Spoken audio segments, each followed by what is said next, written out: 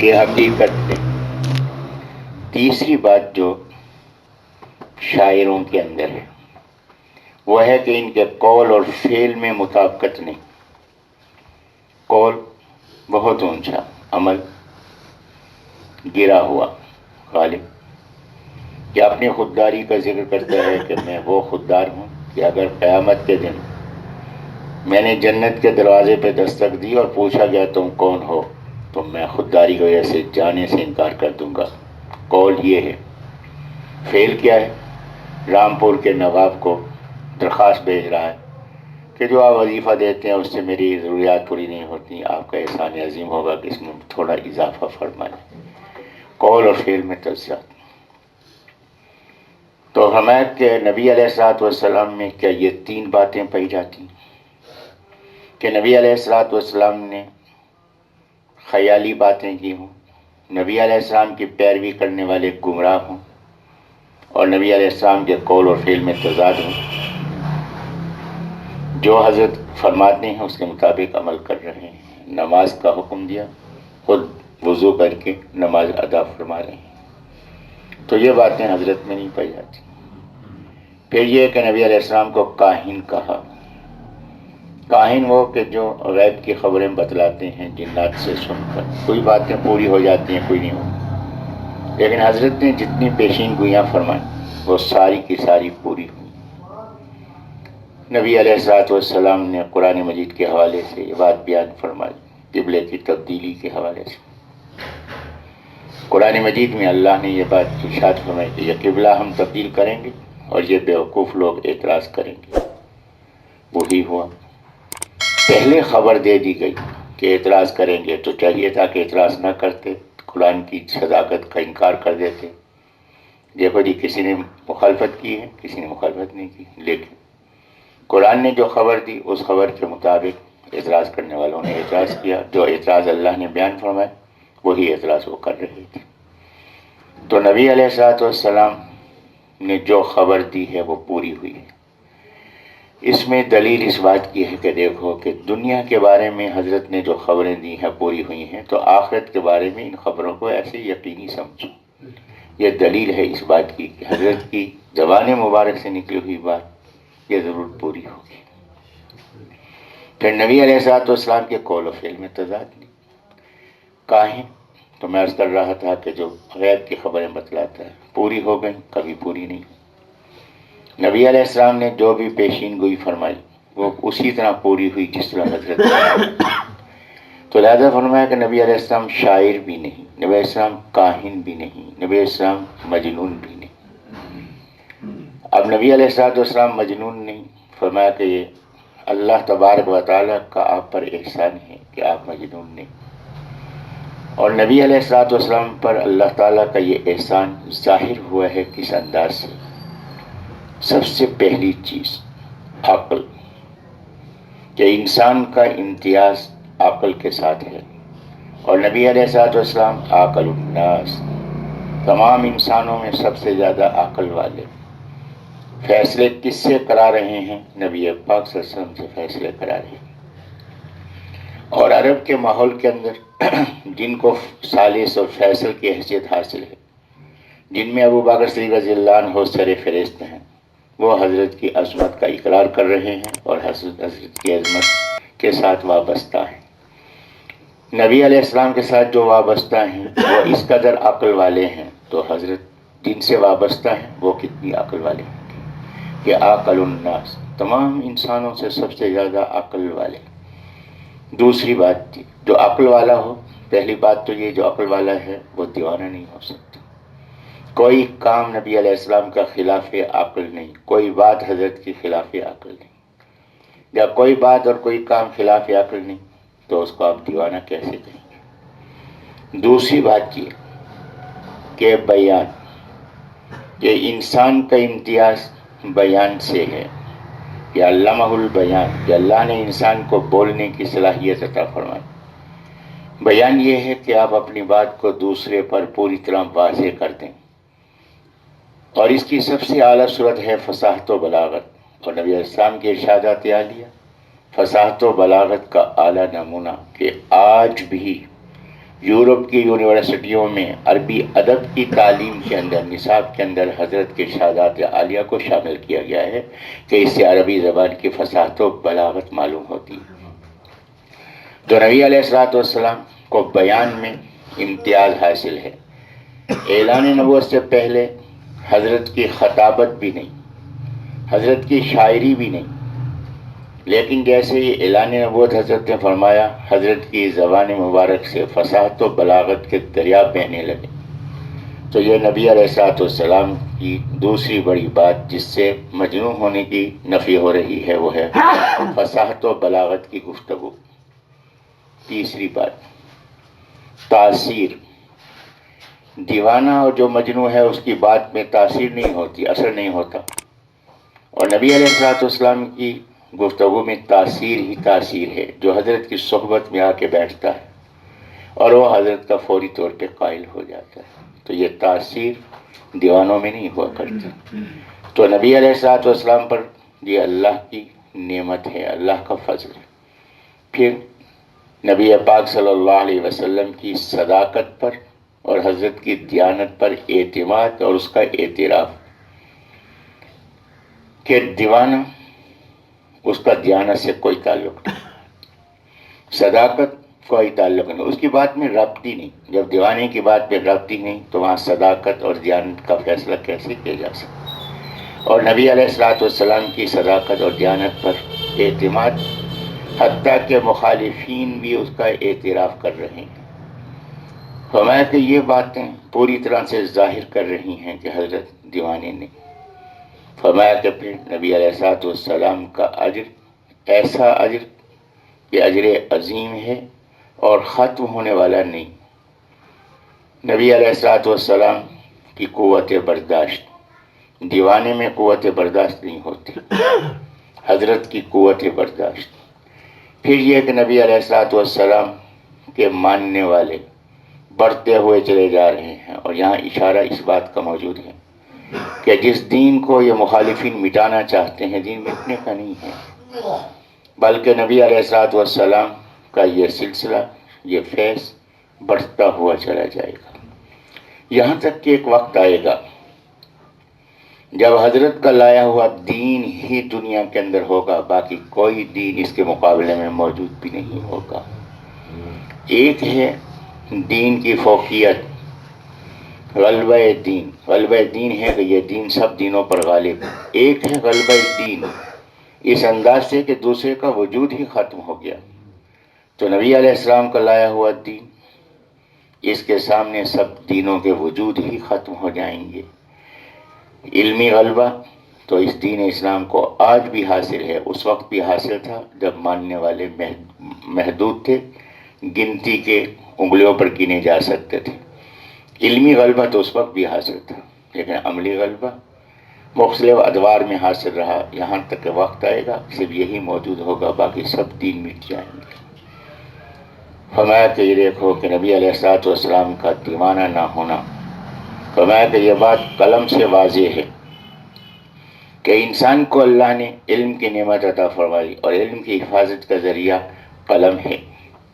فرمایا کہ جو لکھنے والے لکھ رہے ہیں، حضرت کی عظمت کا اظہار ہو رہا ہے، فرشتے حضرت کی عظمت کو لکھ رہے ہیں۔ نبی علیہ الصلوۃ والسلام جو قرآن مجید سناتے ہیں، حضرات صحابہ کرام اس کو لکھ رہے ہیں، اور نبی علیہ السلام جو ارشادات فرماتے ہیں حضرات اس کو لکھ رہے ہیں۔ تو علم لکھنے میں علم وہ ہے کہ جس کو لکھا جاتا ہے، اور سب سے زیادہ چیز جو لکھی گئی دنیا کے اندر قرآن مجید، اور جو سب سے زیادہ پڑھا گیا قرآن مجید۔ دنیا کی مقبول سے مقبول کتاب ہوگی، پڑھنے والا اس کو پڑھے گا، پڑھنے کے بعد پھر پڑھے گا، پھر پڑھے گا، یہاں تک اس کو رکھ دے گا۔ کسی نے کہا کہ یار یہ کتاب تو پڑھو، بھائی چھوڑو میں 20 دفعہ پڑھ چکا ہوں۔ کیا کبھی کسی نے یہ کہا کہ قرآن مجید میں اتنی مرتبہ پڑھ چکا ہوں؟ کہ چھوڑو دی میں اتنی مرتبہ پڑھ چکا ہوں؟ نہیں، قرآن مجید وہ ہے پڑھتے جائیں، لذت میں اضافہ ہوتا ہوا چلا جاتا ہے، جی چاہتا ہے کہ پھر اور پڑھا جائے اور پڑھا جائے۔ تو لہٰذا یہ قرآن مجید لکھا گیا اور یہ قیامت تک اس شکل میں موجود ہے، اور یہ پڑھا جا رہا ہے، تو دیوانے کی بات تو لوگ قبول نہیں کرتے اور دیوانے کی بات کو لوگ اپنی زبان پہ نہیں لاتے، لیکن یہ قرآن مجید ہی نہیں بلکہ جو حضرت کی ارشادات عالیہ ہیں ان کو پڑھنا بھی اپنے لیے باعث برکت سمجھا جاتا ہے۔ تو ہمارا یہ قلم جو انسان کی صفت اور خصوصیت ہے، علم کی حفاظت کا ذریعہ ہے، یہ قلم بھی اس بات کی گواہی دے رہا ہے کہ نبی علیہ السلام دیوانے نہیں ہیں۔ تو فرمایا کہ نبی علیہ السلام دیوانے نہیں، اور حضرت کا اجر جو ہے وہ ختم ہونے میں کبھی نہیں آئے گا۔ اور غیر ممنون کے حوالے سے کل دو باتیں گزارش کی گئی تھی۔ ایک بات یہ ہے کہ نبی علیہ السلام کا اجر ختم ہونے میں نہیں، اس لحاظ سے حضرت کا جو ہے وہ اجر کم ہونے میں نہیں، قوت برداشت حوصلے کی وجہ سے۔ مخالفین اعتراض کر رہے ہیں نبی علیہ السلام پر، حضرت اس کا جواب نہیں دے رہے۔ جب جواب نہیں دے رہے تو اجر حضرت کا بڑھ رہا ہے۔ آج بھی اس دور کے اندر بھی حضرت کے مخالفین مختلف انداز سے حضرت پہ طنز و استہزاء کر رہے ہیں۔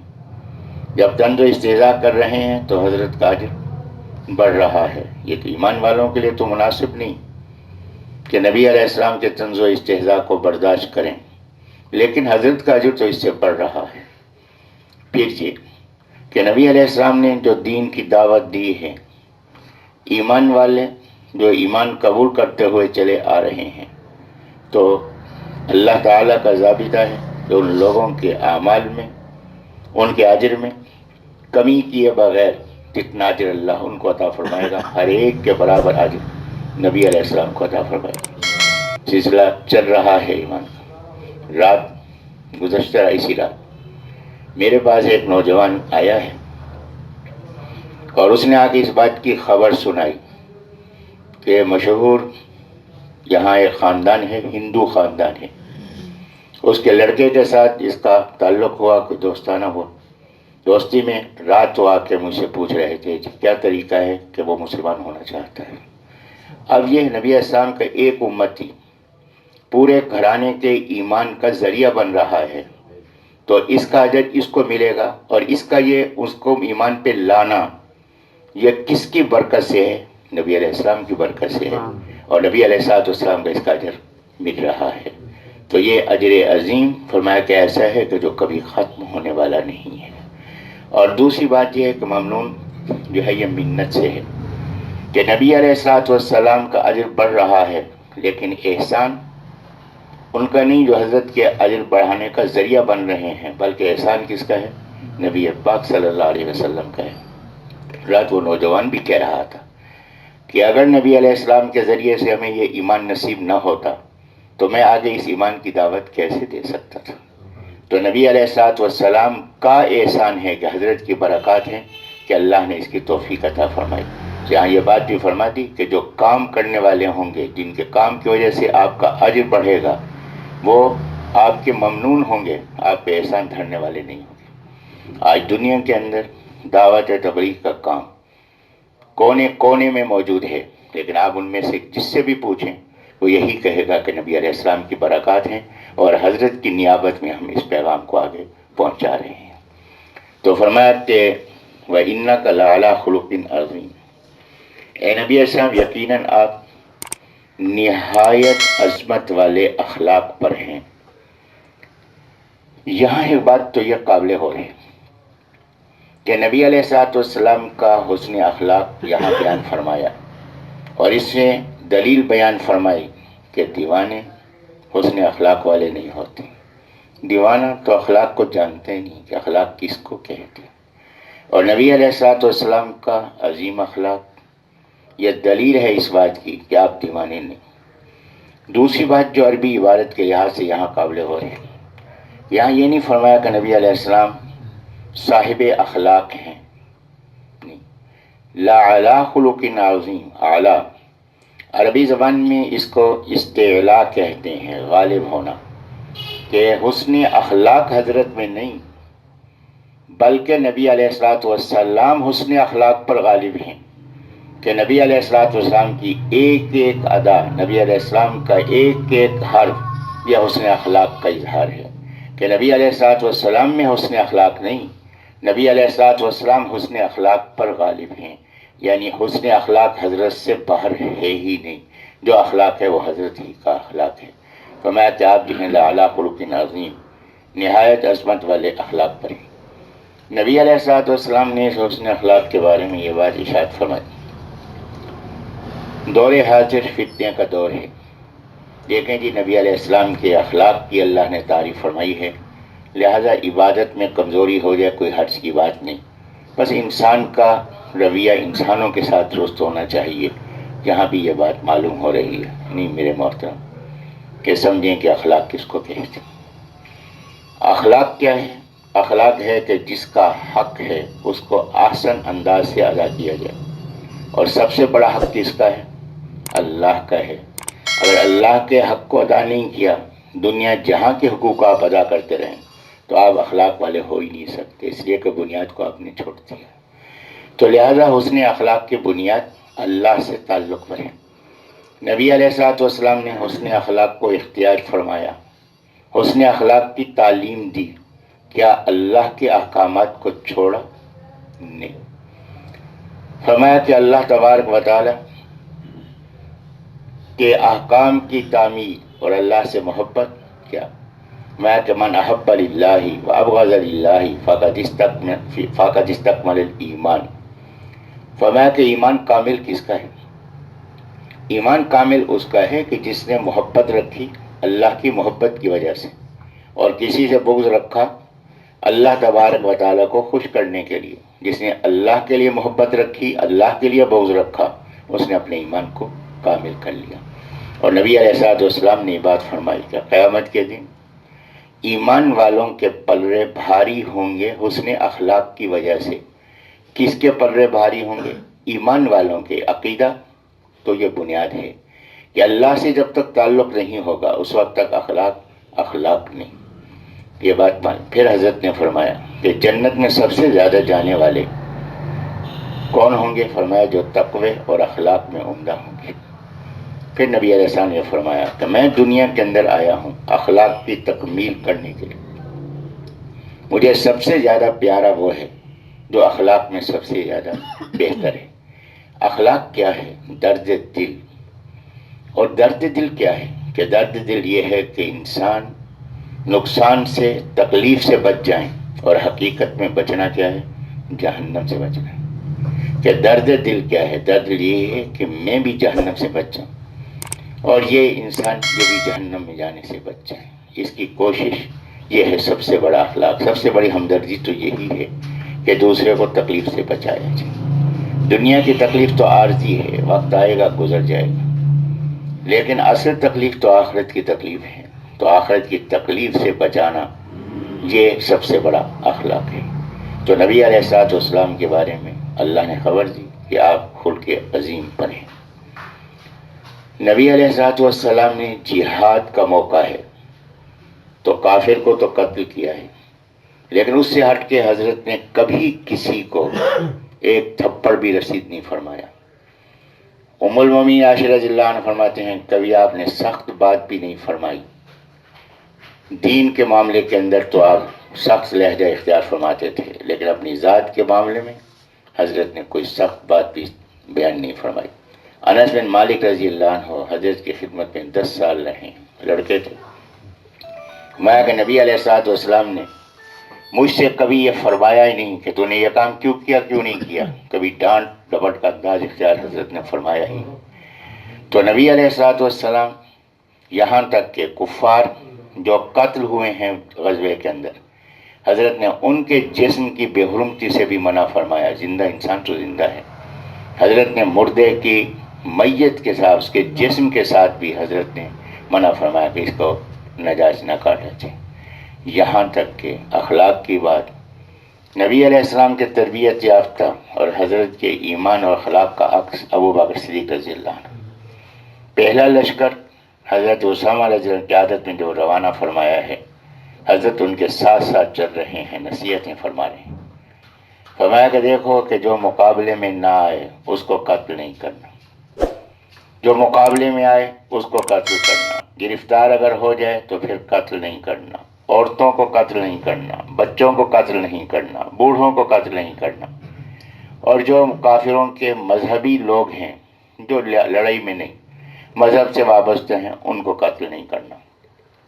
فرمایا کسی جانور کو بھی تکلیف نہیں پہنچانی، اور فرمایا کہ بغیر ضرورت کے سرسبز درخت کی ٹہنی بھی نہیں کاٹنی۔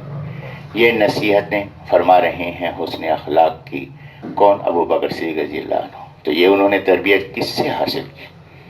نبی پاک صلی اللہ علیہ وسلم سے حاصل کی۔ فرمایا کہ حضرت یہ تو اس وقت آپ کو مجنون کہہ رہے ہیں، فَسَتُبْصِرُ، بس ان قریب آپ دیکھیں گے، وَيُبْصِرُونَ، اور یہ بھی دیکھیں گے کہ معلوم ہوگا کہ کون ہے دیوانہ۔ نہیں، یہاں دیوانے کی وجہ آگے جو لفظ استعمال فرمایا مجنون نہیں، اب یہاں مفتون کا لفظ استعمال فرمایا۔ فرمایا کہ ان قریب آپ بھی دیکھیں گے اور یہ بھی دیکھیں گے، بِأَيِّكُمُ الْمَفْتُونُ، کہ تم میں سے مفتون کون ہے؟ مفتون فتنے میں ڈالا ہوا۔ یہاں بِأَيِّكُمُ الْمَجْنُونُ نہیں فرمایا کہ وقت بتلائے گا کہ مجنون دیوانہ کون ہے، نہیں، دیوانہ جو ہے وہ سزا کے قابل نہیں ہوتا۔ تو یہاں اللہ نے مجنون کی وجہ مفتون کا لفظ بیان فرمایا کہ مفتون جو فتنے میں پڑا ہوا ہو، فتنے میں جکڑا ہوا ہو۔ فرمایا کہ یہ عذاب سے بچ جائیں گے؟ نہیں، عذاب سے نہیں بچیں گے۔ ان قریب آپ دیکھیں گے کہ دیوانہ کون ہے، مفتون کون ہے۔ وہ یہ کہ اللہ آپ کو اور آپ کے لائے ہوئے دین کو اور آپ کے ماننے والوں کو ترقی دیتا ہوا چلا جائے گا۔ دنیا کی زندگی میں بھی یہ دیکھ لیں گے کہ ان کی ساری کوششیں ناکام، اور یہاں آپ دیکھیں گے فَسَتُبْصِرُ، سَتُبْصِرُ آپ دیکھیں گے، یہاں سین کا استعمال کیا ہے۔ سین ان قریب مستقبل کے لیے استعمال ہوتا ہے کہ آپ ان قریب دیکھیں گے، بہت تھوڑے دنوں میں یہ بات ظاہر ہو جائے گی۔ اور یبصرون یہ سین کے بغیر استعمال ہوا ہے کہ یہ اس وقت بھی دیکھ رہے ہیں، اس کے بعد بھی دیکھیں گے، اور دیکھتے ہی رہیں گے، دیکھتے چلے جائیں گے۔ موت کے وقت دیکھیں گے کہ حقیقت کیا ہے، قبر میں دیکھیں گے کہ حقیقت کیا ہے، جب عذاب ہوگا حقیقتیں واضح ہوں گی۔ قیامت کے دن دیکھیں گے حقیقتیں کیا ہیں، اور جہنم میں جا کر دیکھیں گے کہ حقیقتیں کیا ہیں۔ میں ان کے دیکھنے کا سلسلہ تو چل رہا ہے، اور ان کو اس وقت اعتراف بھی کریں گے کہ ہم گمراہی میں تھے، اور یہ اعتراف ان کے کسی کام نہیں آئے گا۔ تو آپ کی حقانیت، آپ کی صداقت ان قریب واضح ہو جائے گی، اور تھوڑے ہی عرصے میں واضح ہوئی۔ غزوہ بدر میں نبی علیہ السلام کے ساتھیوں کی تعداد 313، ایک سال بعد غزوہ احد میں تعداد 700، اس کے بعد 6 ہجری میں حضرت عمرے کے لیے تشریف لے جا رہے ہیں، تعداد 1470، 6 میں حضرت اس کے بعد 8 ہجری میں فتح مکہ کے لیے تشریف لے گئے، 2 سال میں تعداد 700 سے 10,000۔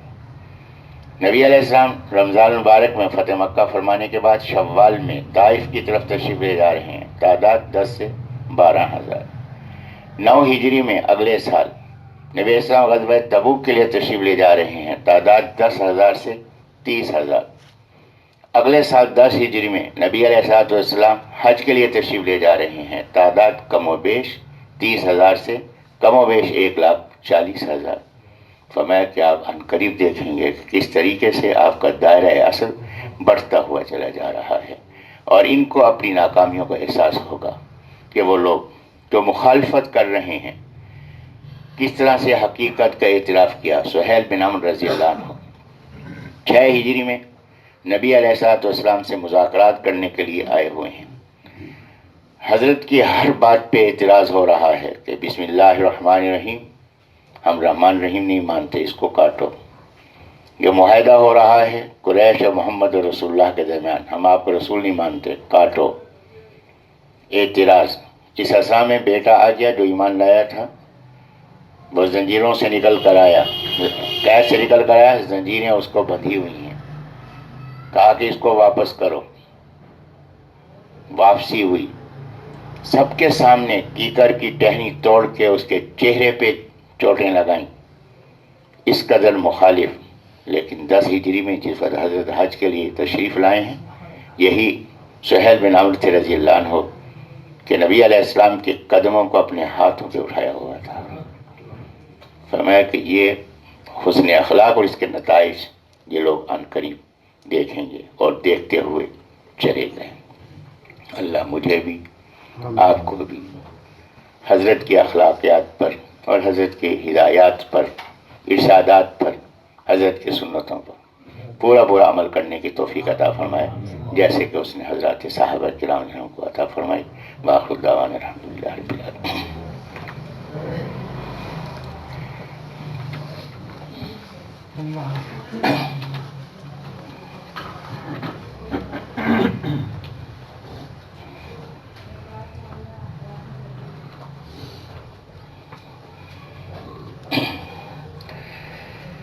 بسم اللہ الرحمن الرحیم. پہلا جز تجوید القرآن. اس وقت تک جو کچھ ہم نے پڑھا ہے، قرآن مجید کی تلاوت میں آواز کی مقداریں تھیں: چھوٹی، درمیانی، لمبی.